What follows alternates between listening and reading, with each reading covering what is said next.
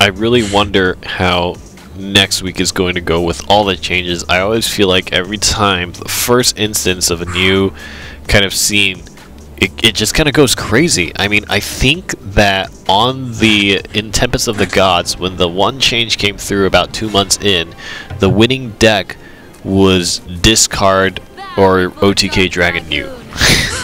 I'm pretty sure that was a tournament. You know, come on. It was pretty sick. I'm not gonna lie. Sleeper broken anyway. Come on. It doesn't have a hard counter. I think it either took a second place finish or like another first place finish in a JCG quite recently after that. I believe it got really popular. It's like a tournament every now and again. If you roll hot with that deck, it actually doesn't have any bad matchups. Its only bad matchup is itself. That's very appealing. That's true of me in real life. My only bad matchup is myself. That actually is a good bring up also, because Dragonclaw Pendant used to be used with Grimner, and you can't do that anymore. Ah. You can't make Grimner do 8 or 12 or 16 anymore. Speaking of Dragoncraft, it looks like the deck of choice for Sprayquaza is his Dragoncraft deck against BHAN Hacterox running Shadow. Yeah, and I like to see dragons still in the meta. It's going to change heavily after the changes like you were talking about, because Ouroboros really is the biggest change that deck could have seen, beyond the Zell and the Lightning Blast nerfs that we've already seen. So it'll be interesting to see if Dragon can even compete anymore without Ouroboros getting life. It will be. I think as long as they still have Sybil, they'll be okay. They can get over it. Since Sybil bridging the deck together is really, I think, honestly, what pushed it over in the first place. But yeah, Ouroboros will be a big deal. It might, again, mean that Saha Quill variations will have to come back, whereas right now you see the Conflagration versions because of Israfil being added back to the deck for some extra life gain. As well as Lucifer, too. Saha Quill with Lucifer, which we actually see in Sprayquaza's hand right now. Interestingly enough, Tina is one of those cards that I think is least kind of effective against Shadowcraft, just because Shadowcraft actually runs little to no neutral followers. Maybe Lyriel, maybe a Goblin Mage on Fina. Yeah, Erd. Yeah, Lyriel, Erd. Yep, Goblin Mage, Fina. Yep, that's about it. But definitely not running the whole 1, 2, 3, 4 stuff, right? So. Nope. Not to be seen in Shadow. I know that people tried at the beginning of this expansion to make that neutral push with Shadow, but it's just not effective. This card draw engine version of Shadow is a lot more effective. True. Sprayquaza is actually just playing a bad Dragon Warrior in a lot of these matchups. Yep. He could have traded differently there and had the same board state, but also had ramped, and chose to put his Sphina at 1 health. I don't know if he's baiting this trade. I don't see anything in his hand that will make that make sense. Yep. One little quick comment about the Dragon Warrior too. Dragon Warrior is probably what you'd want to be playing right now, but Dragon Summoner doesn't allow for that. Unless you want to be fetching it with Dragon Summoner, where usually you want to be getting the Ayelas, the Sibyls for the ramp.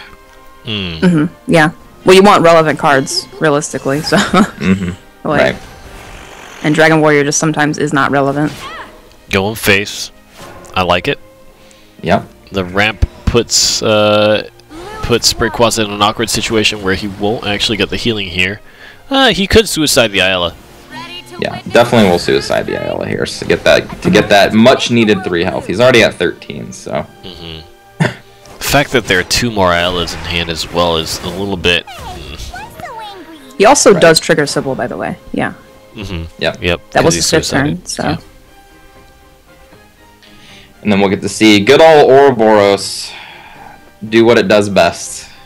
Yeah, this is just kind of where Dragon pushes over that advantage and doesn't care what you play, because they can just keep healing to full every turn, making threats.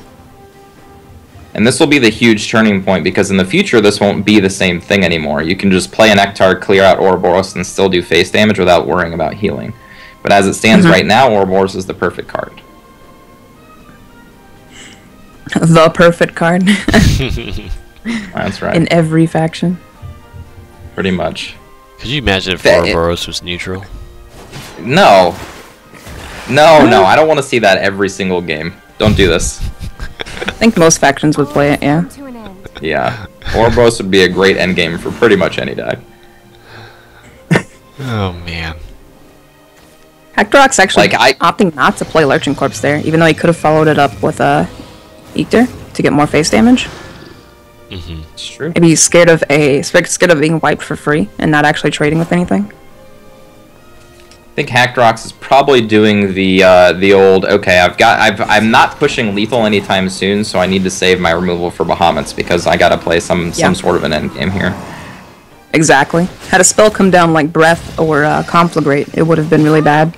Because it would have basically wasted that. But yeah, just like you said, like the Ouroboros undid an attack from one of the skeletons by healing, so he could be 3 lower right now.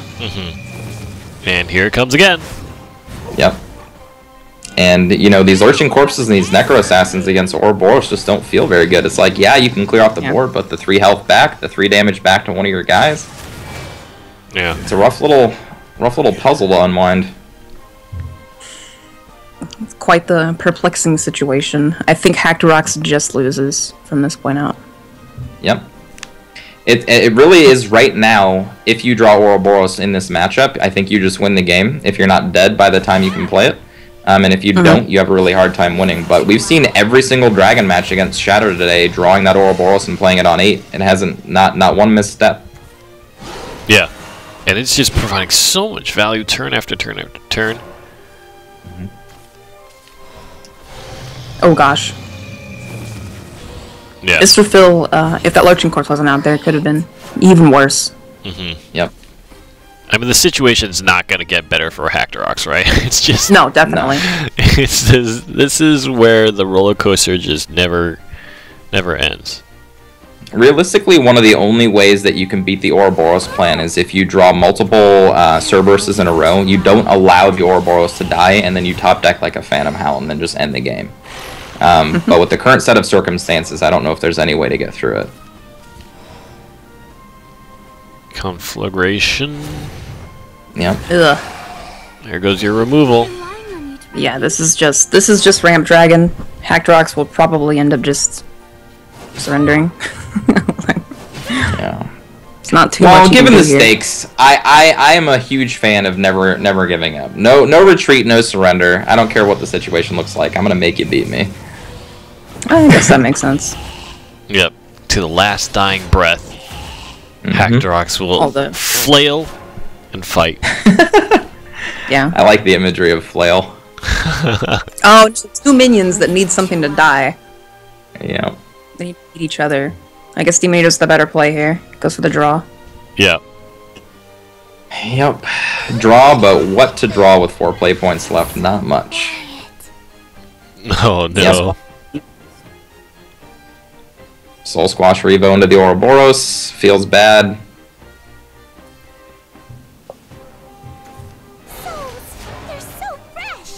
I mean, you are still at 18 life. Realistically, Ouroboros could just hit you, and you wouldn't care. There we go. I like this. This is an... Oh, okay. Maybe I don't like it. That's right. I forgot. It couldn't go face. He just played it. Never. Yeah, it can't go face. I like that a lot because you spread your stats out around. You know, killing Ouroboros is a net negative. So. Yeah. And again, this is a very key thing to understand. If you're really trying to push against Ouroboros, make sure that you have a board that can't let Ouroboros die. Oh my gosh. Which will give you the best chance to do something. But yeah, this is. Lucifer. Talk about healing. And then he's even still gonna clear. He's gonna go to full health and even use the Ouroboros to clear. Just making sure. 0 chances. Yeah. Yep.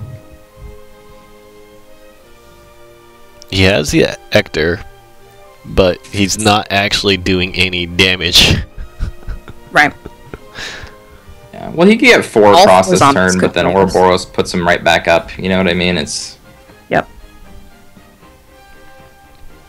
So really what Hacterox has got to do is he's like, alright, you know what? I lost a dragon. That's okay. I'm going to come back from this. Ban Hacterox, we saw him play before. He definitely knows what he's doing.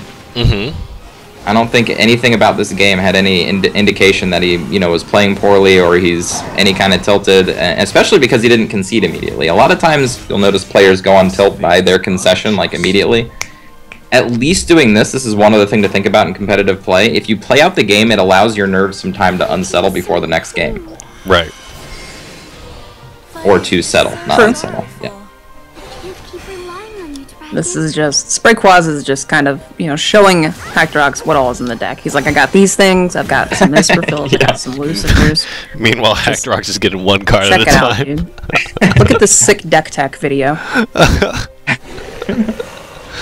It's like a Dragoncraft unboxing.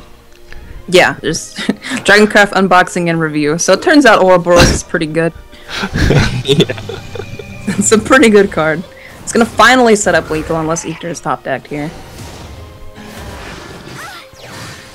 And Sprayquaza will just win. Bloop. A lurching corpse. Just the one. About that. So Hacterox taps out finally, and Sprayquaza gets one game up. And that's actually, puts Sprayquaza well positioned to move on into the grand finals. But just like Classic and Conquest format, you need to win with both decks, right? So assuming Blood was banned, Sprayquaza now has to go to the Shadowcraft deck. And it's either going to be a Shadow Mirror, or what I'm going to assume to be Shadow into Rune. Which, I call the Mirror. Yeah. Probably the Mirror, in my mind. Yeah. I think the Runecraft deck is a Dimensional Shift variant. So I think he can kind of deploy that whenever. Because honestly, I feel like Runecraft is more of a game of, can I get the options that I need, rather than necessarily will my opponent. I mean, you want your opponent to not be as quick as possible, but I think your success is more heavily determined by how your card draw turns out. Quickly, I'd also like to point out that neither of these players are master level players on the ladder. So for all of you watching out there, don't let it intimidate you that you're not a master level player going into one of these tournaments. Just build your decks, play tests, get it done. Get her done. Get her done. True that. I think that there's really, I mean, it is actually shockingly different how much ladder play differs from competitive, right? Players play in a different fashion. The preparation is a large part of the gameplay, and kind of understanding the mentality of your opponents in that tournament scenario is super important. Yep. Yeah, and sometimes the way ladder is in Shadowverse, it's more like an MMO kind of. It's just about the grind. Like you literally, you build a deck that can get about a 60% win rate, and you just play it 1,000 times, and that's how you get a high rank in Shadowverse. But a tournament you can't do that. Tournaments you need the win rate. So. Okay, so Sprayquaza taking an early lead here again, being on the play in the mirror matchup, very important. This is still looking kind of okay for Hacterox, actually. Spray's hand is kind of cloggy. Yeah, Dust Breaths that don't really do much just yet. Also, being able to fit Soul Conversion. Squeezing a Soul Conversion on a value minion into your curve, he's going to play this Bone Chimera next, is really nice. Yep. Really nice. The ability to clean up the 4/4. Oh. Ooh, actually floats some mana there. I don't know why you would zombie party over putting the extra minions in play. Interesting, especially with the Lurching Corpse in play. Now there's just an easy out if there was a Soul Conversion or another Demon Eater to clean up the 4/4. Right, the 1/1s that came off the Bone Chimera could clog up the options of the Lurching Corpse, but I guess he just values the Evolve over the spell. Yep, and he had the sick read. Yeah. Do the same thing. Sick read. Sick read? You ain't got no Soul Conversion. Get out of here. Yeah. So because that corpse is still on the board, Fina is just not a play. You can't do it. Yeah. Yeah. I like this line. Probably play the Chimera now. Realistically, Spray's hand is almost too good to lose, though. At this point, right? The triple Death Breath into the Hectar. Yeah. Triple Breath is really, really good. So just constant board flood, and we saw Ban Hacterox use one of his zombie parties already, so his board flood is down by a card. Yeah, the instant Death's Breath. Yeah, Spray is just all about that 6/9 for 6. Yeah, plus the ward. And really in terms of shadow control, each of the zombies count for 1, so you really recoup that cost incredibly quickly. And the Death's Breath card itself recoups itself, so you get 4 back after using 6, so From really 6, good rate. yeah, it's a great investment. It's gonna snipe the Lurching Corpse. Oh, never mind. Darn it. That's actually probably pretty important. Yeah. Yes. Fina you'll have to play the Goblin Mage here to clog up the Lurching Corpse's options. Get a Skull Beast one time. Nope. Never lucky. Never lucky. Oh, there it is. Aha! We called it, just the wrong side. Wrong side. Right. So, no clear way to get these double shadows for Death's Breath, but I guess he doesn't care. He's already ahead enough to where it probably doesn't matter. Just forcing your opponent to constantly have to clean up the board again and again. That Lurching Corpse has gotten some real damage out. It has, yeah. It's been going in, and also with Sprayquaza being on the play already, he's already got the board advantage to begin with. He doesn't have to give those zombies ward. You know, he can just set up the board for Eater. 2/2s are almost just as good as 2/3s when you slap Eater down. So. Yep. Or if there are any left over, they get ward too, and they also get pumped. So. Yep, that's true. Yep. Little less known fact. Yep. Yeah, the funny thing about Lurching Corpse in a tentative night that you'll see is that sometimes they feel awful because they don't trade into the board, but sometimes they just get evolved and attack for like 20 by themselves because their opponent just is like, I can't ever efficiently deal with this. Yeah. Ugh, this is like a weird... He's gonna go for it, yeah. I think the Soul Squasher is a bit better there. You have to, you wanted to probably... Zombie party. God, look how fast those whites caught up damage, though. They did, yeah, they did. I was gonna say, killing one of the whites would actually go a really long way here, but... Ooh, oh no. Oh my god. Oh no. I don't think he can realistically play that, though, and live. Well, we know that there's an Eater in Sprayquaza's hand. Right. He doesn't. He sees that value. He's got value in his eyes. But you play Thane here, you actually can't do anything. Yeah. No, if you play Thane, you throw 2 Spartoys into a 2/3, and you play the White King, and... Okay. Like, yeah, you do die, but your opponent's got 2 cards in their hand. How do you know that, you know? Yeah. That value, how do you... Realistically, also, what else does he even do in this turn? Like, there's no way for him to gain wards. Yeah. That's true. I guess Zombie Party White King is the most removal, but then it doesn't really set up anything. Exactly. And that Thane is... he's gonna go for Thane. I'm calling it. Hacterox can't pass it up. It's too much value. 4 sparkles. That is true. Yeah, you're right. There's not really anything better you can do. You can shave off a little bit more damage with a zombie party, but that's about it. And being at 7, realistically, if he's got the Eater, he's got the Eater, so... Right. But let's go for that. Ooh. Zombie party it is. That's gonna end the game on this turn. Yep. Wow, that Lurching Corpse lived from, what, turn 3? Turn 4? Yep. Lurching Corpse, man. If you can't deal with it, that thing will keep striking you down. The MVP Lurching Corpse. Sprayquaza taking it 2-0. Yep, 2-0 now. And way too much damage. Yeah, that's going to mean that Sprayquaza is in the Grand Finals, and Ban Hacterox will drop down into losers to fight off against Hollowed Sky Pancake. Now, let's think about that a little bit. Sprayquaza sitting very comfortably, and as you know, in the Grand Finals, when you come in on the winner's side, because you haven't lost a single game, that means if the loser beats Sprayquaza